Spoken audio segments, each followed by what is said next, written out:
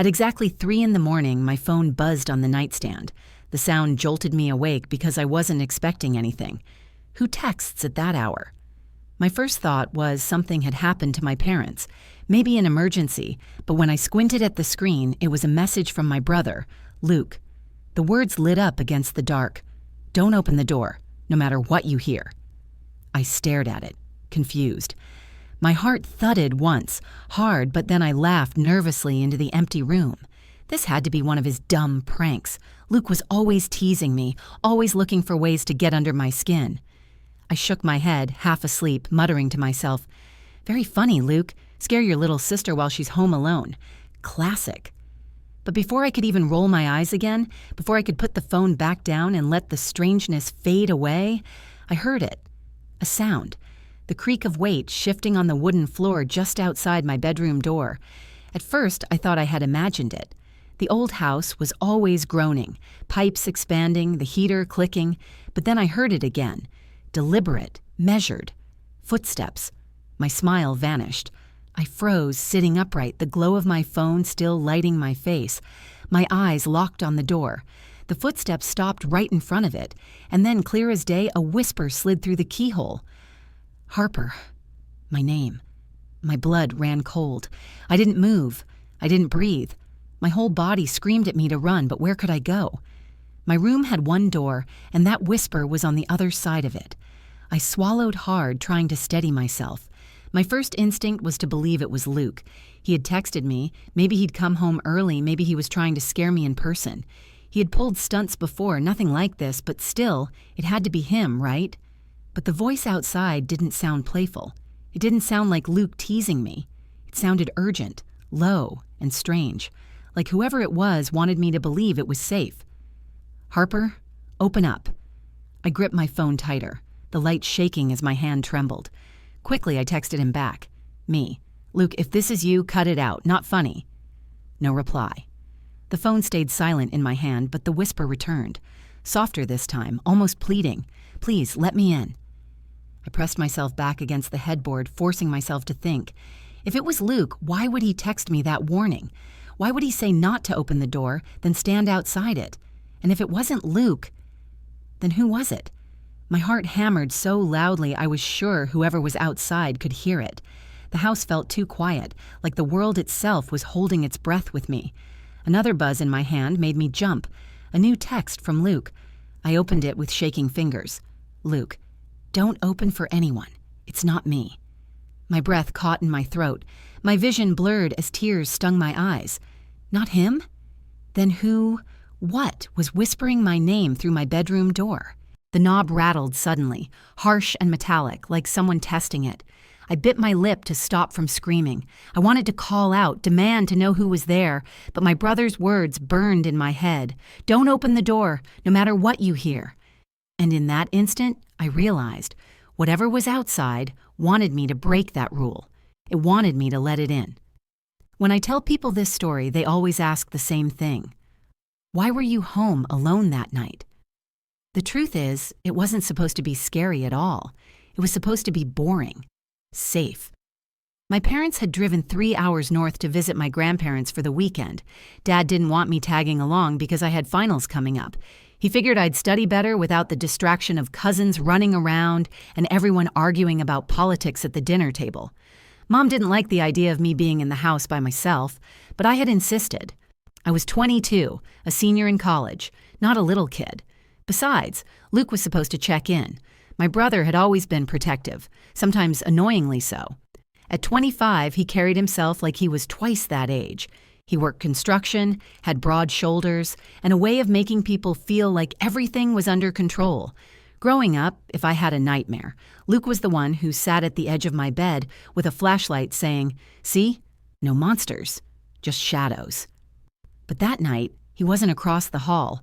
He was across town, stuck on an overnight job. I didn't know it then, but something about that kept him restless. Something he didn't tell me until it was too late. The house itself felt different without my parents in it. Normally, it was filled with noise.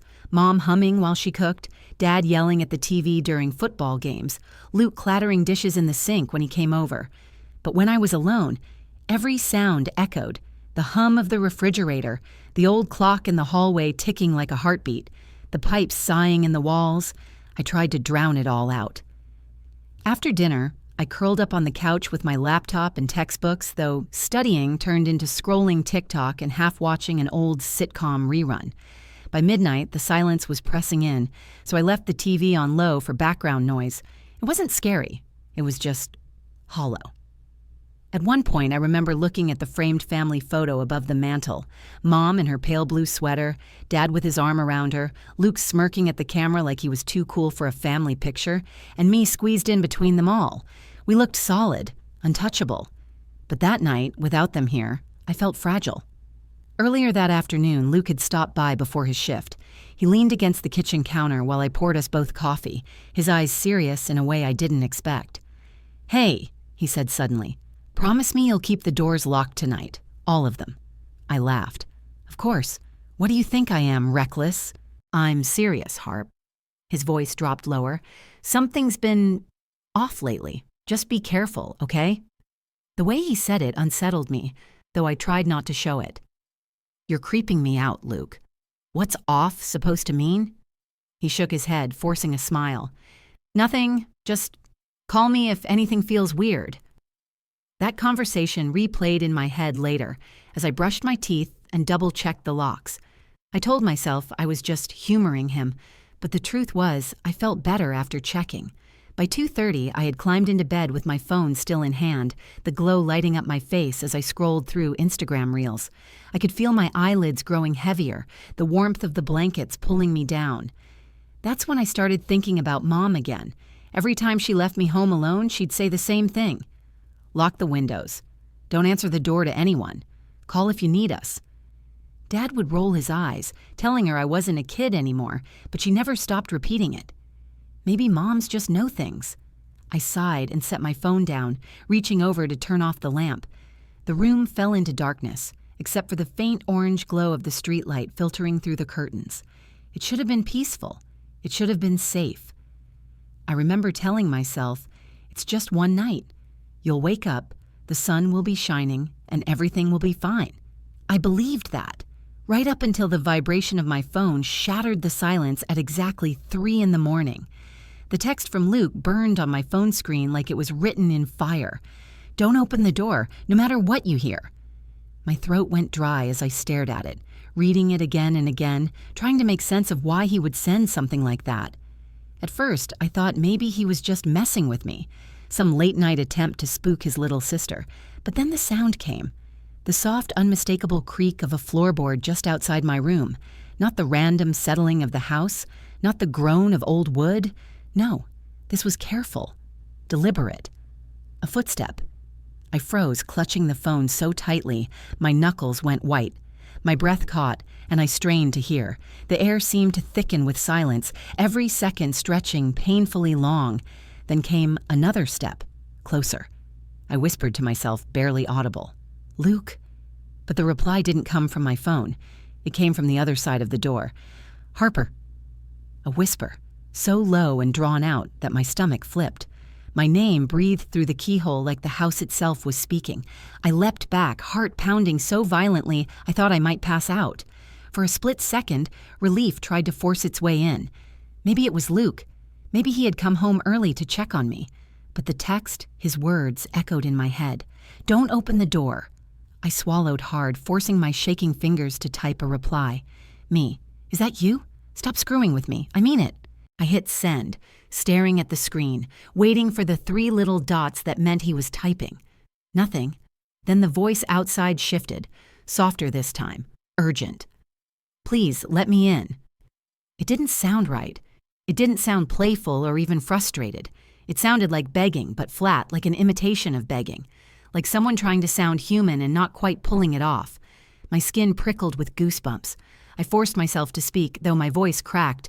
"Luke, if that's you, say something only you'd know." Silence. Then the doorknob rattled. I clamped a hand over my mouth to keep from screaming. It wasn't violent at first, just a slow twist, like whoever was out there was testing it, checking to see if I'd left it unlocked. My stomach churned as I remembered locking it before bed. Thank God. My phone buzzed again. The sound nearly made me drop it. A new text from Luke lit up the screen. "Luke, I'm not at the house. Whatever you do, don't open. It's not me." Tears blurred my vision as the words cut through me. My chest tightened, my pulse roaring in my ears. I glanced at the door, then back to the message. If it wasn't him, then what was whispering my name? The rattling grew harsher, angrier, like the thing outside knew I was resisting. It shook the knob once, hard enough to make the frame shudder. I flinched, gripping my father's old baseball bat from under the bed. My palms were slick with sweat, but I held it anyway, lifting it like a lifeline. "Go away," I shouted, my voice breaking halfway through. For a moment, everything stopped. The rattling, the whispering, the silence was so complete I thought maybe I'd imagined all of it. I lowered the bat an inch, breathing heavily, the tears on my cheeks cooling in the night air. Then came the voice again, different this time. Not soft, not pleading, commanding. "Harper, open the door, now!" I staggered back, slamming into the dresser behind me. My legs shook so badly I thought they might give out. Whoever or whatever it was, it knew my name, and it knew I was terrified. My phone buzzed again in my hand, another text from Luke. "Luke, stay quiet, stay put, don't talk to it." I gasped, realizing with a crushing weight that whatever stood outside my door was not only trying to get in, it was trying to trick me into helping it. The house, once just empty and quiet, now felt like a trap. The thin wooden door was the only thing separating me from something I couldn't understand. I pressed my forehead against my knees, clutching the bat with one hand and my phone with the other.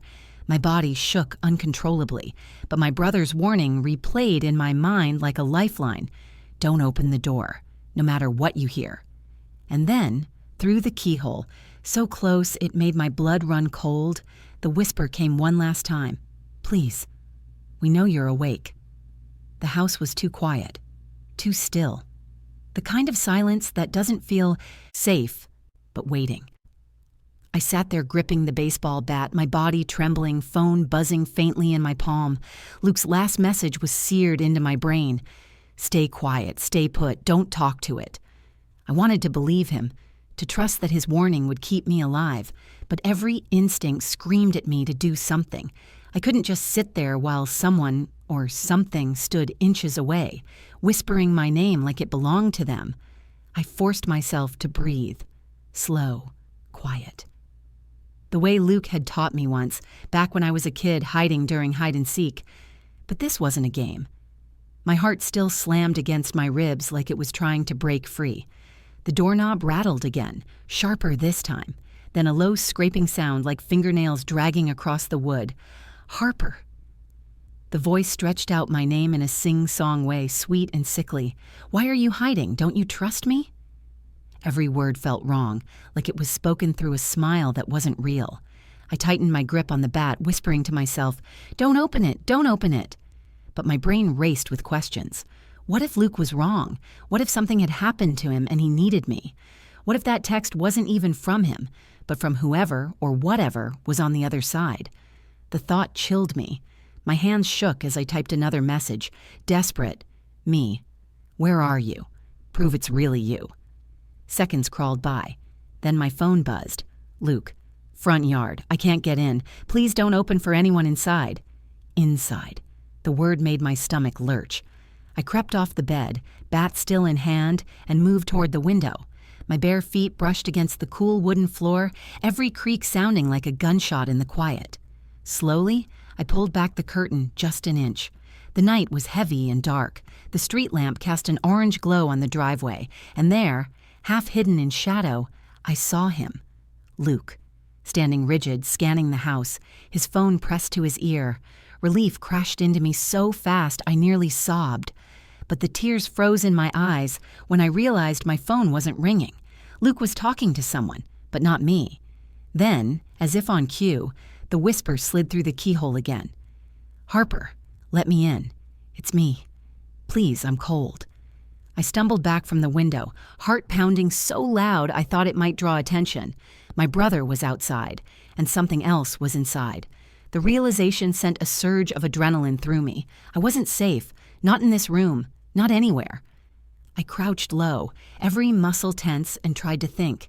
If I stayed here, the thing could keep testing the door until it gave way. If I tried to run, I'd have to pass the hallway right past where it stood. My chest heaved as I tried to remember what Luke always said when we were kids. Don't panic. Fear makes you sloppy. Think. I had two choices: hide or fight. I gripped the bat tighter, the wood slick in my sweaty palms. My legs felt like lead, but I forced myself toward the door, crouching low to press my ear against the cool surface. Silence. Then a whisper, barely audible. Just one peek. Please? The voice wasn't just at the door anymore. It was inside my head, curling into my thoughts, pushing me toward the handle. I jerked back, hitting the dresser, my teeth clenched as I fought the urge. I raised the bat, ready to swing if the door burst open. My breaths came shallow, fast. My brother's texts replayed in my mind like a mantra. Don't open. Don't listen. Don't let it trick you. My phone buzzed again, vibrating so hard it nearly slipped from my grip. Luke, I'm at the front door now. Come to me. Stay quiet. Move fast. My throat tightened. That meant I had to pass the thing in the hallway. Every nerve screamed at me not to go near that door, but I didn't have another choice. I took one last shaky breath, clutching the bat like it was the only thing tethering me to life, and whispered to myself, "You can do this. Just get to Luke." I slipped my phone into my pocket, knuckles white around the bat, and reached for the bedroom lock. The sound clicked louder than I wanted it to, echoing like a warning, and as I wrapped my fingers around the handle, preparing to run for my life, the whisper on the other side sharpened into a low growl. Finally. The lock clicked under my trembling fingers. I had no plan, no strategy beyond survival. The only thing that mattered was getting to Luke. The bat felt heavy in my hands as I pressed my forehead briefly against the cool wood of the door. My breath fogged the air.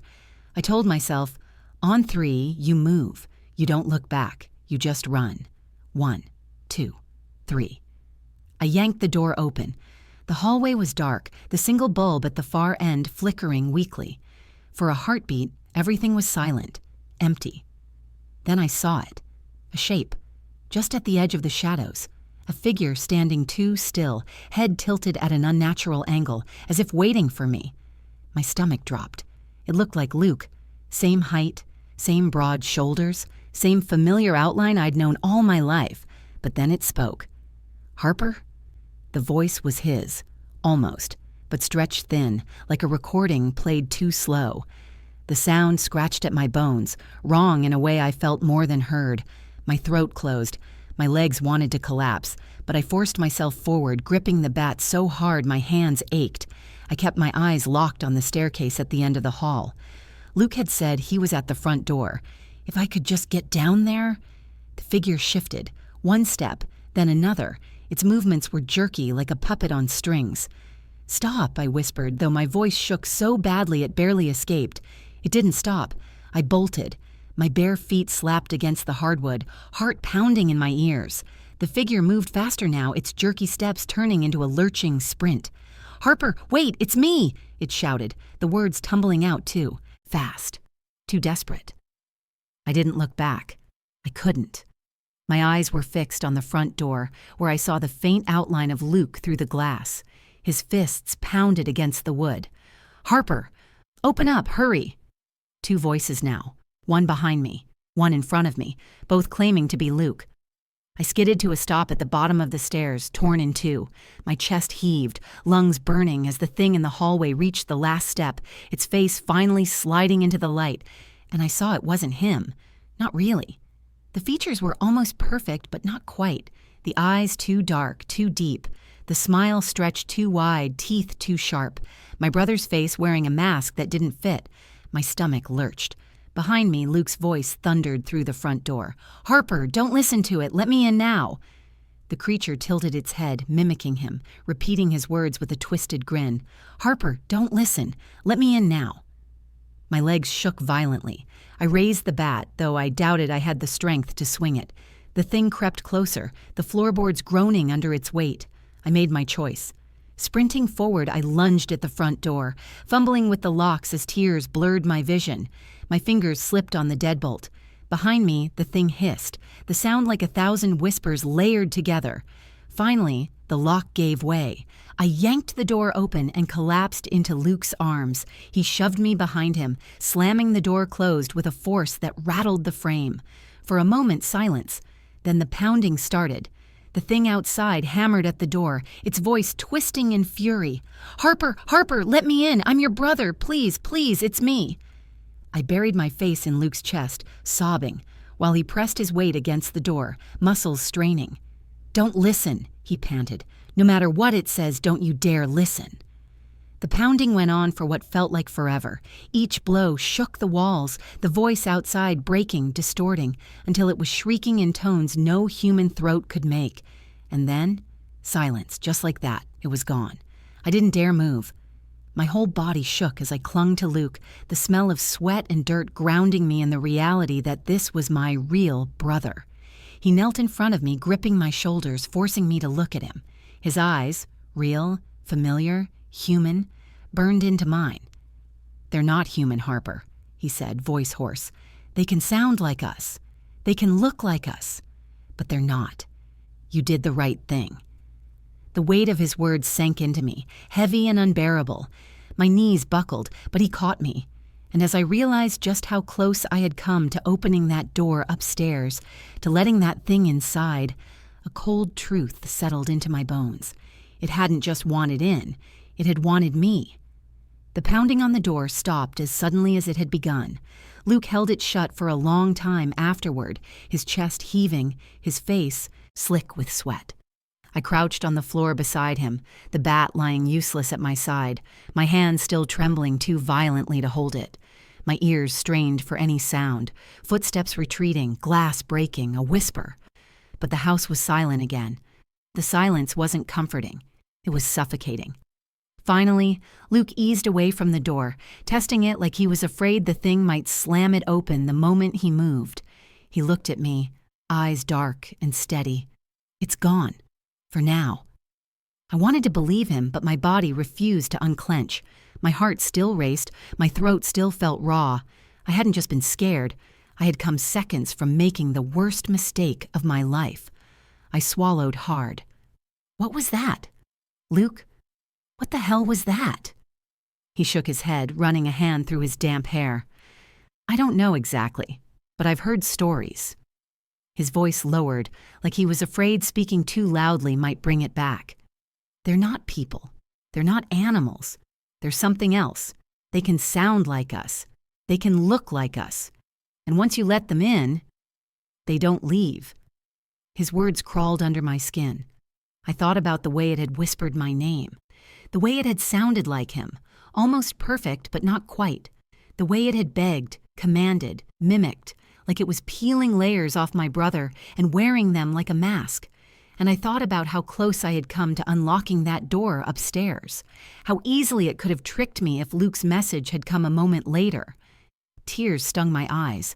I pressed my palms against them, trying to steady myself, but the image of its face, Luke's face, stretched wrong, burned behind my lids. Luke touched my shoulder, firm but gentle. "You listened. That's what matters. You're alive because you listened." Alive. The word tasted strange. I hadn't thought about living or dying until that moment. I had just thought about escaping. We sat there in the dark living room for what felt like hours, listening to the old house creak and sigh.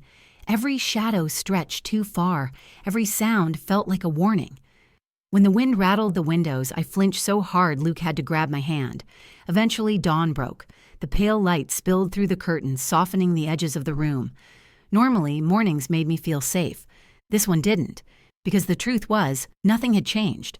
The thing was still out there. Somewhere. Mom and Dad came home later that day, smiling, asking about my studying, telling me about Grandma's cooking. I smiled back, nodding, lying through my teeth. How could I tell them what had really happened?